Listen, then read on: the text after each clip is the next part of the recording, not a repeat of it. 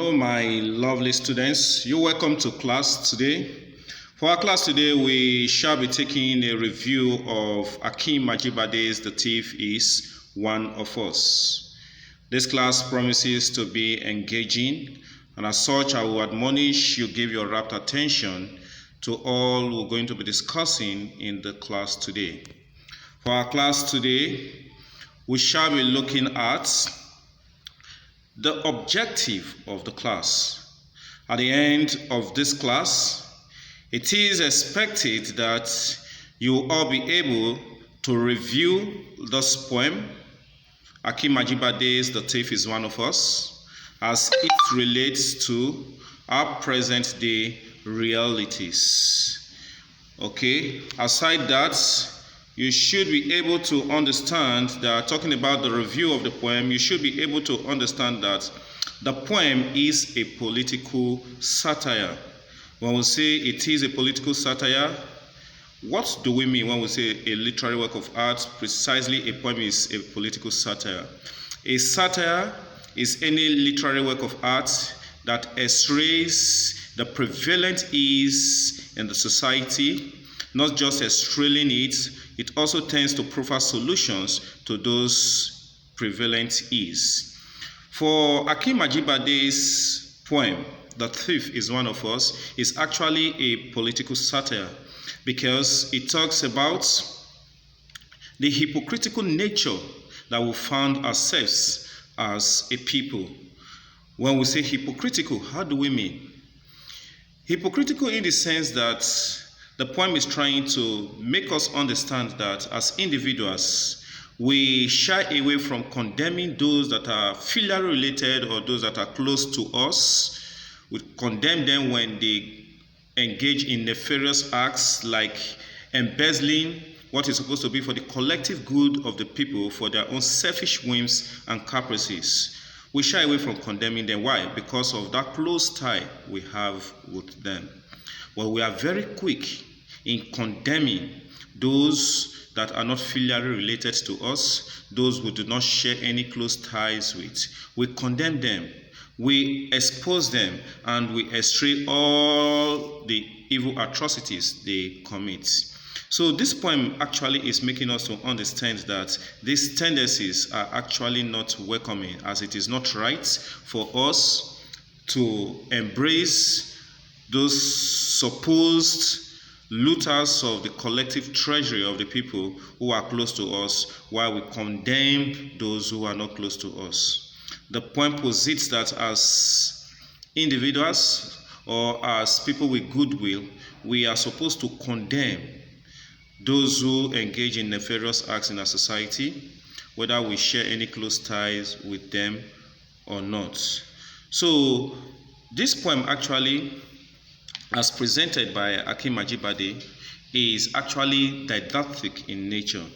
Didactic in the sense that it teaches morals, moral lesson.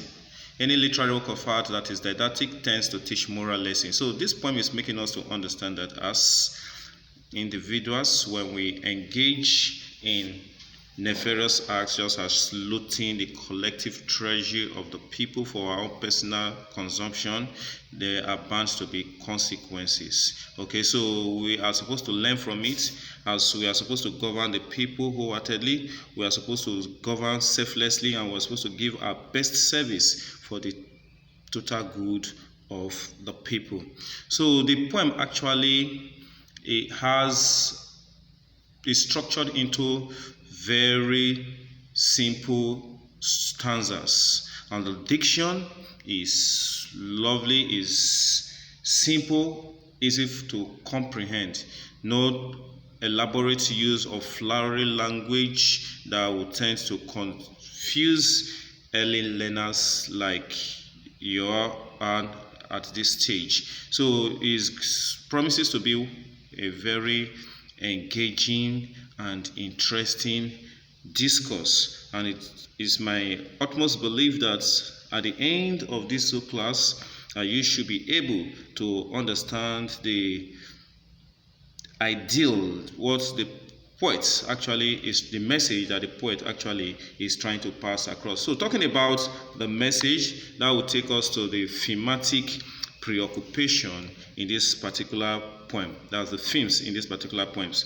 You know, a theme or themes are those inherent messages that any writer is trying to pass across. So for this particular poem, the poet tends to pass across lots of thematic preoccupation, but for the constraint of time and space, we'll be able to consider few of these themes. And one of them is that one of the themes that there are lots. The one of them is that is abuse of power.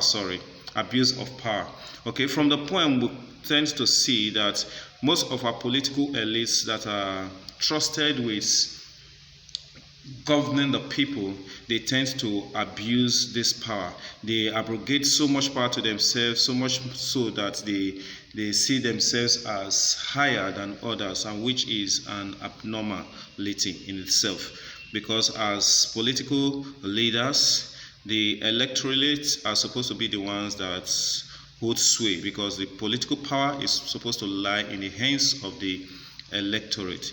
So we've come to realize that most of our political leaders, they tend to abuse power as they relegate the masses to the background, while they loot the collective will of the people for their own selfish whims and caprices. And this is not supposed to be, because in an ideal society, these persons that are voted into public offices are supposed to render selfless service for the betterment of the people. But in this particular poem, that's not what we see, because the political leaders, they use these offices for their own personal benefit. Another theme we'll be looking at in the poem is the systemic protection of public offenders. I earlier discussed this. Okay, we'll talk of systemic protection of public offenders. You know, when someone contravenes the stipulated laws of the land, there are supposed to be consequences. Okay, when you go against the law of the land, you are supposed to pay for it. Okay, but what we'll find out from the particular poem is a group of persons trying to say, no, this person that has committed this crime, this looter of the public treasury, is my person, is our person, and as such, we are supposed to protect him or her. He belongs to our geographical region. He belongs to our locality. He belongs to our family. This is not supposed to be. Okay, so a situation where we begin to protect public offenders because of the common ties we share with them is not welcoming. And that's what the poet is trying to pass across, that as individuals, we are not supposed to engage in acts as this. Okay, so outside that, we'll also be looking at joint ownership of state wealth.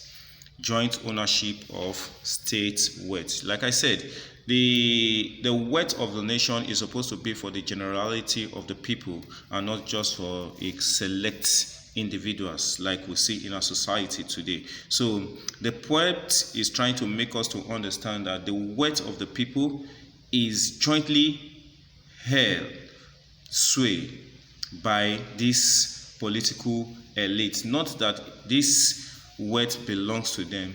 Okay, because we've trusted them with our votes, they are supposed to oversee this collective wealth on behalf of the masses. Okay, so there's this joint ownership of the state wealth. It does not belong to any individual. It's the wealth that belongs to the generality of the people. So a situation whereby some persons begin to loot this wealth for their own selfish reasons is not welcoming at all. Lastly, the point we need to note when it talks about the thematic preoccupation is treasury looting. And this theme is very apt in our society today, because we've come to realize that most of our political leaders, all they do is to loot the treasury, okay, and impoverish the people.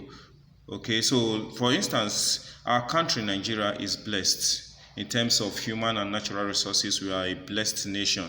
But the irony of the whole matter is that despite all that as we are endowed with, despite all that God has blessed us with, we are still a people that lacks. And this is ironical because the with what God has given to us, we are supposed to be living in affluence. And this is our situation because of what?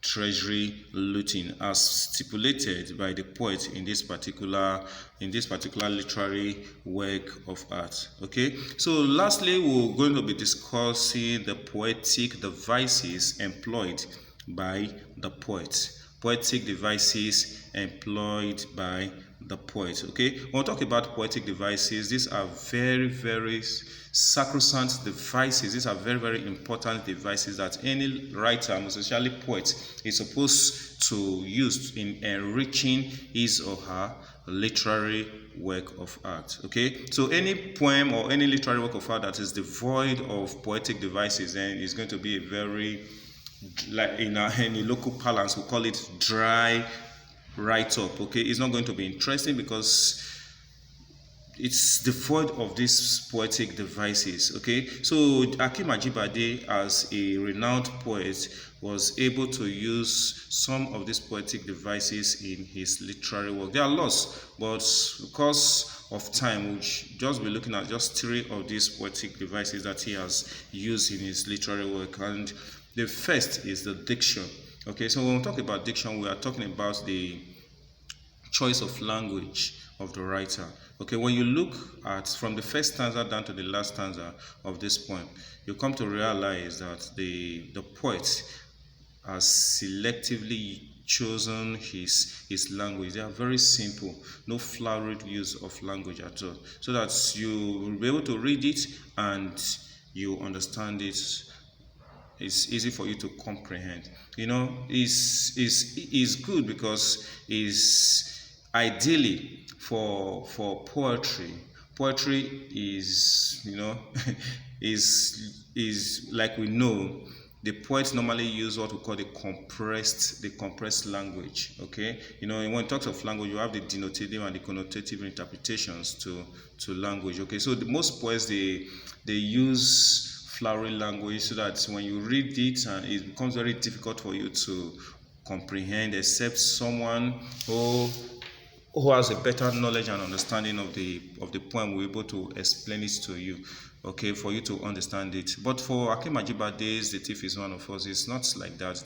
The diction is simple, that when you read it, you'll be able to comprehend it, and you don't even need a second person to interpret the meaning of what the poet is trying to pass across. Okay, so we also see the use of pun as used by the poets. Okay, so when we talk of pun, we're talking about play of words, a play on words, a play on words. Okay, you know, most times puns, they use words that sounds, or they might even be spelled same way, but their meaning definitely is different, and the essence of pun is just to achieve humorous effect. Okay, so like we see has been used by the poet in this particular work is chief and thief.